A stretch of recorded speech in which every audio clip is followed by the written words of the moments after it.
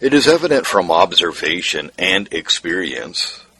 that a very wide and marked difference exists between ministers of truth, not only in the possession of grace and gifts, but in the amount of the blessing of God which rests on their ministry. And it being no less evident from the word of truth, that unless expressly called and sent by God, and furnished by him with needful qualifications for the work, they cannot profit his people. It can hardly be considered a serious or unfair digression from our subject if we here turn aside to consider two important points, which not only much concern, but must ever deeply interest every true servant of the Lord. These 2 points are closely connected with each other, and are, number 1, what is meant or implied by a call to the ministry. Number 2, what are the needful qualifications for its exercise to the glory of God and the good of his people? First, what is meant or implied by a call to the ministry? This call need not be so signal and special as that of the Old Testament prophets, or, we may add, of the apostles under the New Testament, who occupy as such a peculiar position. It is a very difficult and delicate point clearly to lay down what is a sufficient call to the ministry. And for many of God's own sent servants, who have been most faithfully received by the living family as his commissioned ambassadors, have been much tried to make their calling to the work plain and clear to their own satisfaction, while some, if not many, who have spoken great swelling words of their call, are not commended to the consciences of God's own people as sent by him to preach his word at all, and have either been obliged to give up their preaching through positive failure of hearers, or from the thorough wearied out of what little gift they ever had for the work. Thus, when the trembling exercised servant of the Lord has waxed stronger and stronger, and been more and more established in the hearts and affections of the family of God, these pretenders have become more and more manifest as led by a false spirit, and if not willful deceivers, at least themselves willingly deceived. When we say this, we wish it to be distinctly understood that we believe every sent servant of God will have, sooner or later, more or less, a witness in his own conscience that he is called to the work. For without some such inward testimony, he must soon faint under its burden, and always speak in fetters and shackles. But it may be some time before he is clearly established in his own mind. And besides this, he must have also a witness in the hearts and consciences of God's living people, who are often better judges of his call to the work than he himself can be, especially when he is under much trial and temptation. What is thought to be a call to the ministry is more common than many people suppose.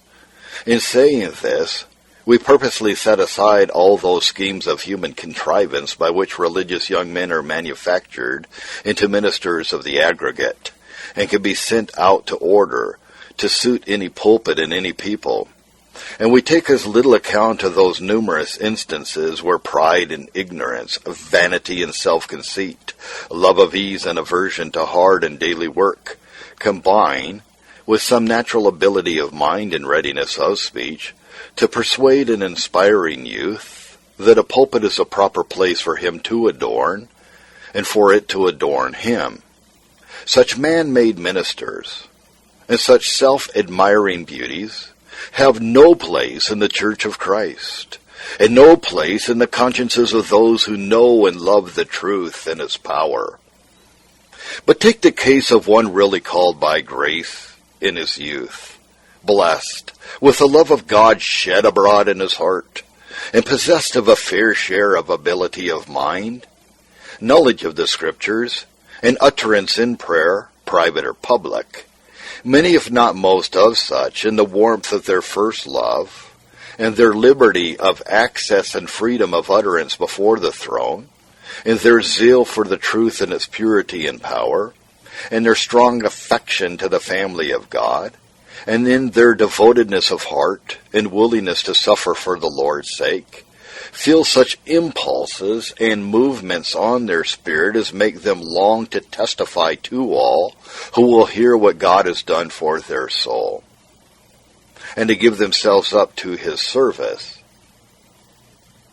But time and circumstances abundantly show them that this was not a call to the ministry,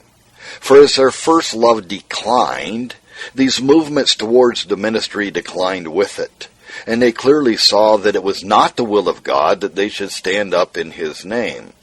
It is not, therefore, any or every secret impulse or movement of the mind,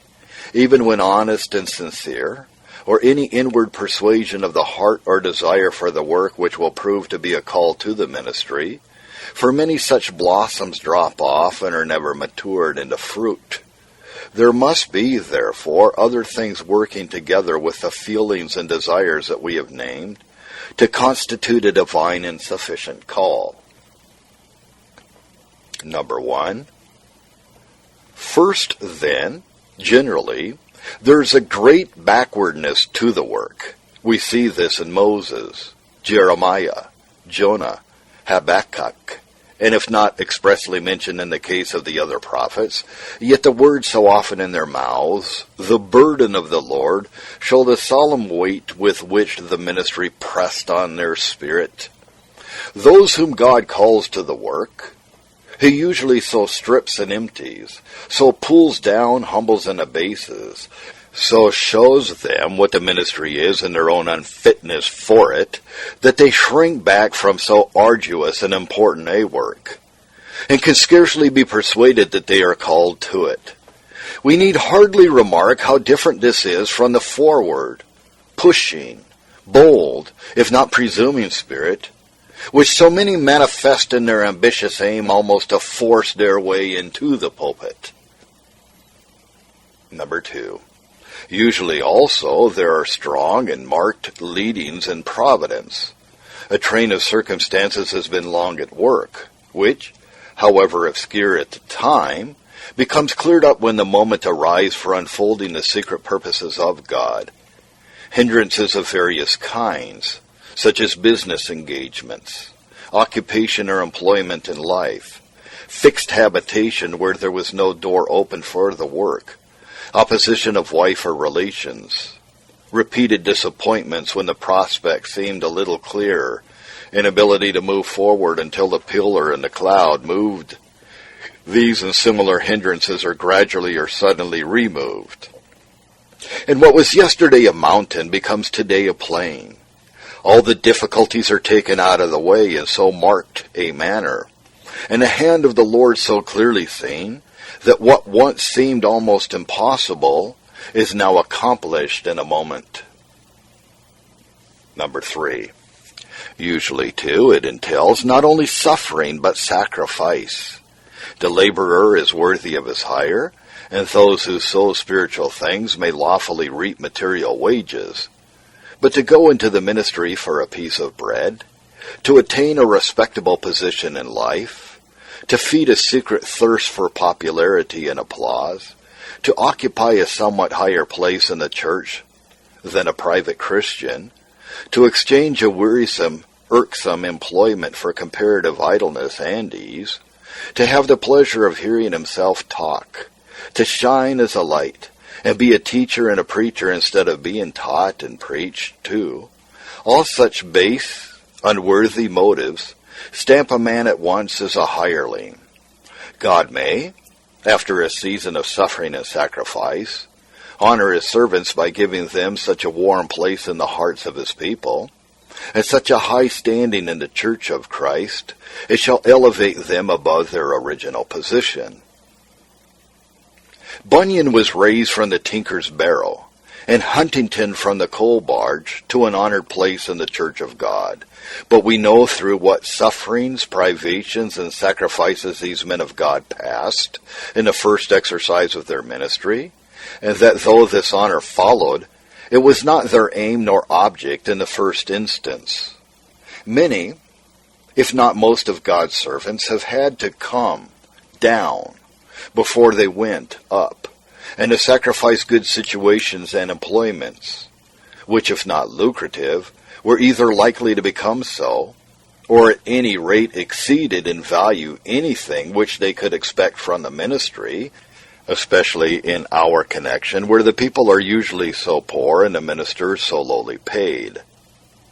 Number 4. Generally, too, where there is a call to the ministry, there will be some distinctive impression fasten unexpectedly on the mind concerning it, or some secret inward persuasion that it is the will of God he should stand up in his name, or some promise applied to the heart strongly, looking that way, or some remarkable season experienced in prayer. When access was given to spread all his desires before the Lord, and there sprang up a humble petition to be made use of for his glory, which seemed to enter the ears of the Lord Almighty, or some intimation in hearing the word preached, or reading it in private, from the power which attended it, that a door would be opened to speak in the Lord's name, or some intense longing for the good of souls, an earnest desire to be made useful to the church of God, which seemed as if it would not fall to the ground unfulfilled. These and other similar impressions and intimations are like the leaven in the mill, which sets the whole mass to heave, ferment, and work. So through these peculiar impressions, there will work almost day and night in the mind of one who has experienced them, exercises, desires, longings, cries, breathings, and petitions to the Lord, and mingled with them there will be many fears of being deceived by false impressions, being deluded by Satan as an angel of light, or being impelled to so great and arduous a work by pride, ambition, lust of praise, and distinction, a name among men, or other equally base and carnal motives. But as these fears work and the cry comes forth, "Search me, O God, and know my heart. Try me and know my thoughts, and see if there be any wicked way in me," the soul is thus made increasingly honest and sincere, and willing to go or stay, speak or be silent, take up the burden of the Lord, or leave it untouched, draw the sword in the vanguard, or still tarry among the stuff in the rear. It may be some years, perhaps, before the way is made sufficiently plain. Years of anxious waiting and watching. Years of delayed hope until the heart is made sick. Years of disappointment and vexation, but all working to a determined end, and gradually preparing a man to become an able minister of the New Testament, and not enter the pulpit as a raw recruit, but as one who can endure hardness, as a good soldier of Jesus Christ, and contend earnestly for the faith once delivered unto the saints. The church, alas, is overrun with youths and novices who attempt to teach when they need to be taught, and if ever they learn anything, or are ever of any use, learn their business as an ill-taught medical student learns at last a little of his profession, by experimenting on men's souls, as he on their bodies, and making 100 mistakes for one right or successful treatment. Number 5. There will also generally be, where the Lord has called a man to the work, an impression on the minds of the discerning part of God's people. We say discerning, for we take no account of the undiscerning and inexperienced, who so abound in most churches, that he will one day stand up in his name. This arises sometimes from hearing his experience when he joins the church, sometimes from his peculiar gift in prayer, or his knowledge of and light upon the Scriptures, or his spirituality of mind in conversation, or his firmness in the truth, or his warmth and zeal in defending the cause of God, or his circumspect walk, his separation from the world, and general devotedness of life, and all joined with that measure of mental ability which seems indispensable for a man who has to preach the Word of God, to instruct the ignorant, edify the church of Christ, and convince the gainsayer. Perhaps none of the things which we have mentioned would be sufficient of itself to be a call to the ministry, but the concurrence of some or many of them, like the flowing of many little rivulets to form one brook, make, by their combination, the purpose of God more plain and clear. Not that all who are truly called to the work can trace out with equal distinctness the marks and proofs of their call, but they can usually record some of those landmarks which have directed their path, and by which they have been led and encouraged to believe that it was by the hand of the Lord. But we fully believe that, besides these peculiar leadings, every true servant of God will have two witnesses to his call, without which he can never arrive at any real satisfaction that the Lord himself has appointed him to the work. These two witnesses are, number one, the witness in his own bosom. Number two, the witness in the consciences of the people of God, with the blessing of God resting upon his ministry. 1. The witness in his own bosom. We lay this down, then, as necessary to a man's being fully persuaded that God has called him to the work, that he will have, at times, a witness to it in his own bosom.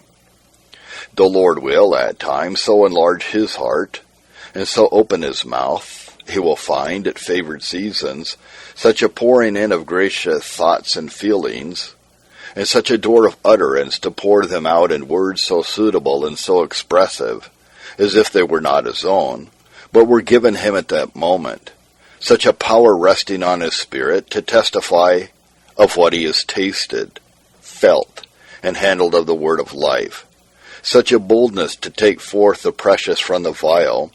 that he may be as God's mouth,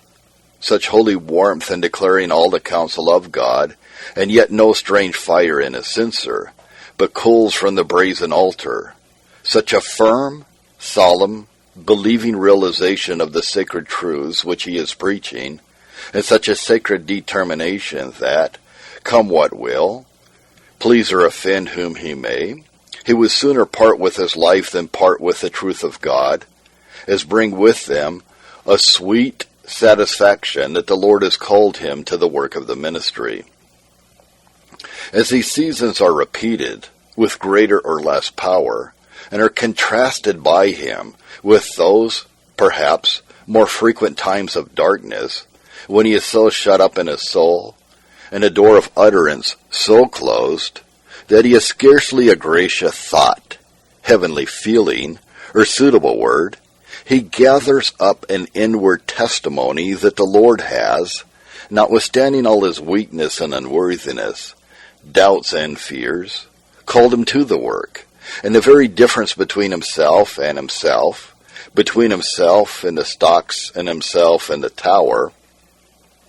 himself shut up and himself able to come forth,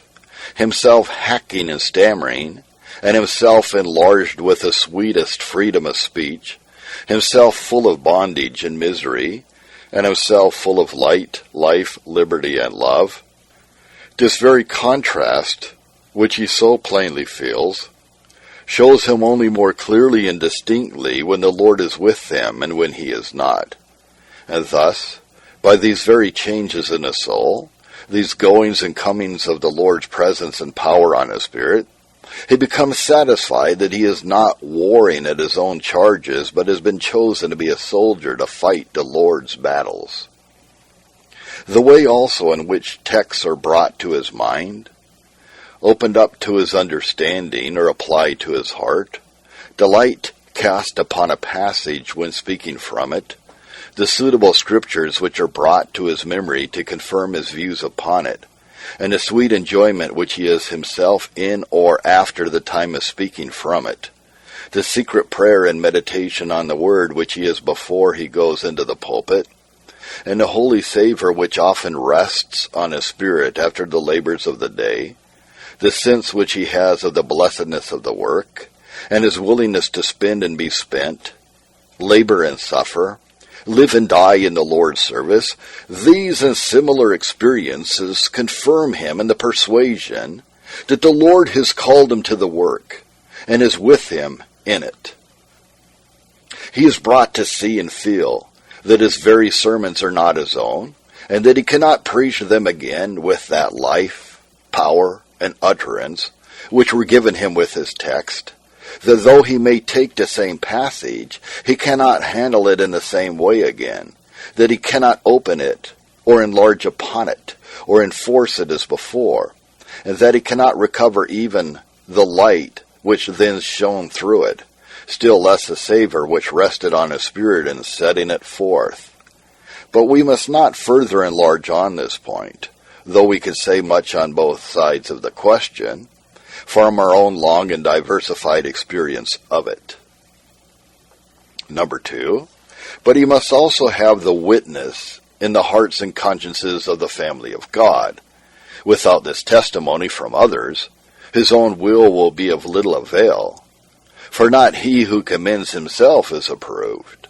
but whom the Lord commends. In the mouth of 2 or 3 witnesses every word shall be established. 2 Corinthians 13, verse 1. The testimony in his own bosom is the one witness. The testimony in the consciences of others is the other. And the third, we may add, is a blessing of God resting upon his ministry. This, therefore, we may next bring forward as stamping a broad seal on his call to the work.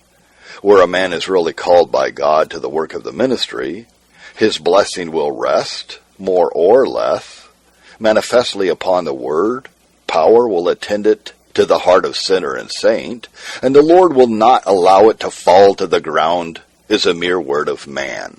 There will be, at various times, marked instances of some being called out of darkness into light, of others delivered from bondage into the liberty of the gospel, of others being brought out of temptation and soul distress into a wealthy place, of others specially favored when much cast down with trials and afflictions, and of others being encouraged and strengthened to persevere courageously in their conflict with unbelief, sin, and Satan. Besides these special testimonies, there will be also a general power and savour attending his word, which will gather and keep together a living people, few perhaps in number, but much united to him in his ministry, who highly esteem him and love and cleave to him for his work's sake. We do not speak here of partisans and flatterers, really a man's worst and most dangerous enemies, who cry him up as much as they cry all others down, nor of those weak and silly old women, of all ages and both sexes, who have no experience, judgment, or discernment in the things of God, and can receive almost everything in the shape of a sermon, and everybody in the shape of a minister, nor of those young people, and especially the female part of them, who admire the charms of the man, almost as much as they admire the minister. But we mean the solid, well-taught, sober-minded, tried, experienced children of God, who know what they hear, and whom they hear, and can tell the difference between chaff and wheat, letter and spirit word, and power, the noxious stench of the creature and the sweet savour of Christ. We will not, indeed, say that every called servant of God will at first perhaps obtain this clear witness in the conscience, and of the Lord's people, or to the extent which we have traced out. For knowing what man is, and how easy the best may be deceived, they are slow to receive any minister, but sooner or later the Lord will establish his testimony to the call of his servant by commending it to feeling hearts, discerning spirits, and living consciences. Number 2. And now for a few words on the qualifications for the work of the ministry.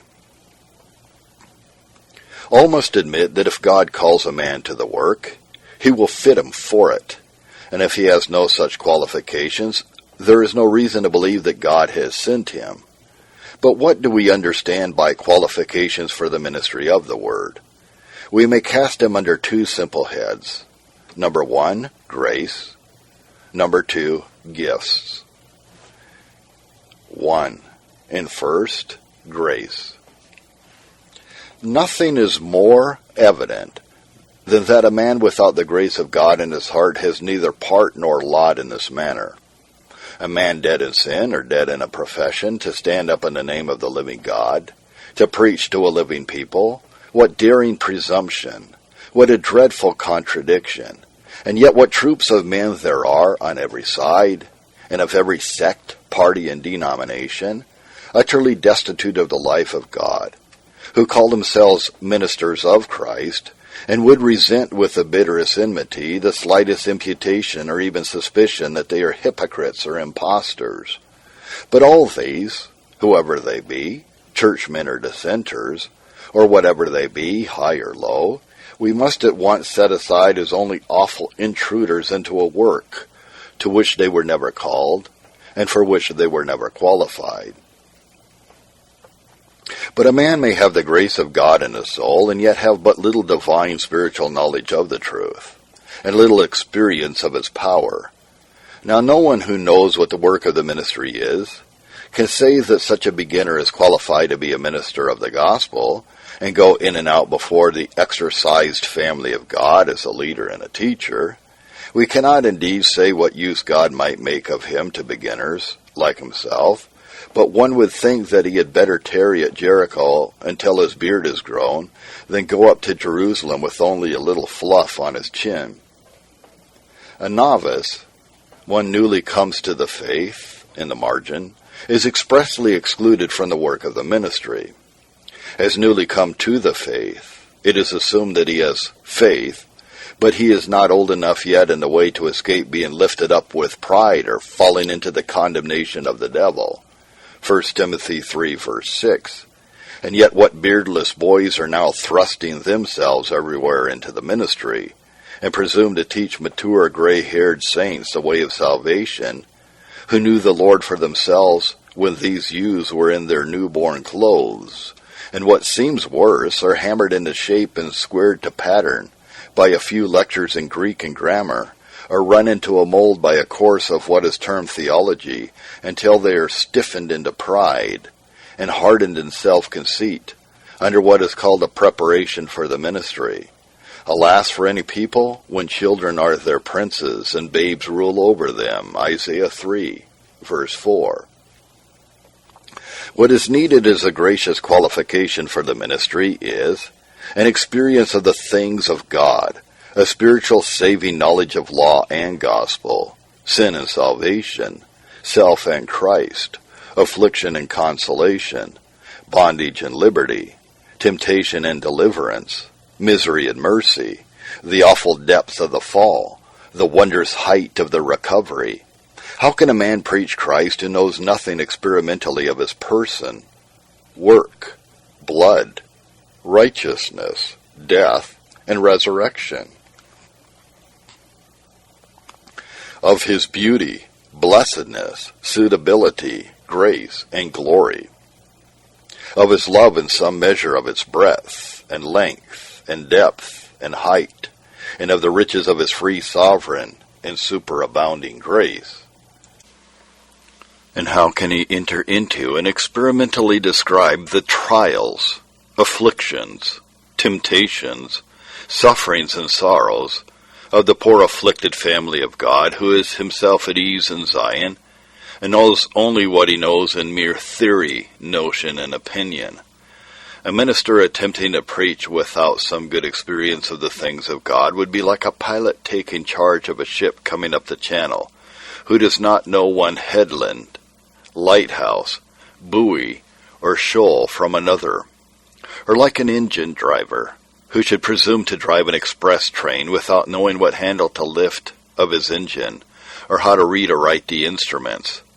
But enough of this. Let us pass on to consider what qualifications are needful in the way of gifts. Number 2, we consider then that wherever God calls a man to the work of the ministry, he will qualify him for it by furnishing him with a suitable and sufficient gift. We do not mean mere learning or education or great mental ability, though when these are sanctified to the service of the sanctuary, They have their place in the work, and are not to be rejected or despised. But what we want is a door of utterance, such as Paul prayed for. Ephesians 6 verse 19, Colossians 4 verse 3. By this is meant not a mere flow of words, which is often but empty chatter,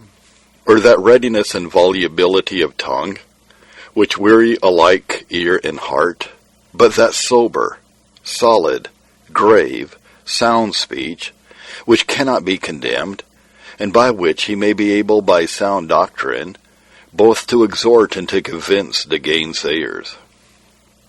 Titus 1 verse 9, Titus 2 verse 7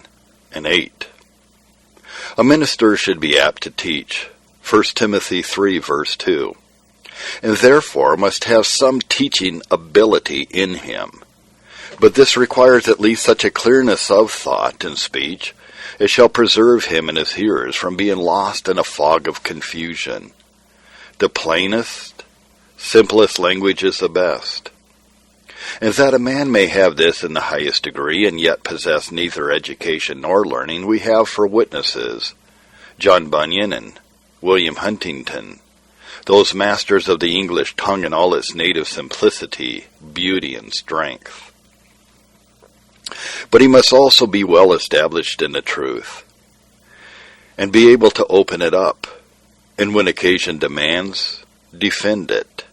Error abounds on every side, and though we do not advocate a controversial spirit in or out of the pulpit, yet a minister should be able to defend truth and expose error, and he should be able to do this in a way simple and yet forcible, so as not to weaken the force of truth, or even as some do, make it contemptible by handling it in so confused and bungling a manner as to grieve its friends and gladden its foes. It is surprising what force and power there sometimes are in a few simple words, or even in the apt quotation of a text, with but little comment upon it. What light will often shine to a hearer, through it, on the truth, and how before it error will fall as Dagon before the ark. He should also have a good knowledge of the word, not only as dwelling in his memory, but in his heart and conscience, and be able to open it consistently and experimentally, that he may feed the souls of God's people with milk and honey, meat and marrow, and give them to drink of the pure wine of the grape. There should be also some order and variety in his ministry, which is best obtained by keeping close to his text, and seeking to open it through its breadth and length, which will much preserve him from unconnected rambling or dropping into the same round of experience which, however good or sound in itself, becomes after a time wearisome from its very sameness and repetition. But, above all things, there should be that flow of divine life into his soul, and that continual renewing and reviving of the power and presence of God in his heart, which alone can give life to his gift, and make the wellspring of wisdom in him to be a flowing brook, watering, so to speak, both his soul and his ministry, from that river of God which is so full of water, the streams whereof make glad the city of God. Without this water in him springing up into everlasting life, his gift would soon wither and decay. In his ministry there would be nothing new, nothing fresh, nothing sweet, savory, or acceptable to the family of God. He may thump his Bible or the pulpit, and try by noise and bluster to make way for his word to the hearts of the people, but he can only give the headache, not the heartache, stun, weary, and confuse, but his doctrine will not drop as the rain, nor his speech distil as the dew, unless the precious things of heaven, and the good will of him who dwelt in the bush comes as a blessing upon his soul. Deuteronomy 32 verse 2, 33 verse 13 and 16. A small gift, fed with the life and power of God, will not only live and last when a great gift unfed with heavenly oil will wither and decay, but will thrive and grow by exercise and use, by prayer, reading and meditation, until it shines brighter and brighter, and gives a wider and increasing light. But our limits warn us to stay our pen. The due qualifications for the ministry is a subject which has much and long exercised our thoughts, and on which we have formed in our own mind some definite conclusions. But we would need some large space to lay them before our readers, even if we should ever venture upon a field so difficult and so delicate. Let then these few feeble hints for the present suffice. And sorry indeed would we be if anything which we have dropped on the subject should discourage the feeblest of the sent servants of God, or add the least weight to that burden of the Lord, which, as his ministers, it is their highest privilege, though often their heaviest trial, to bear for his name's sake.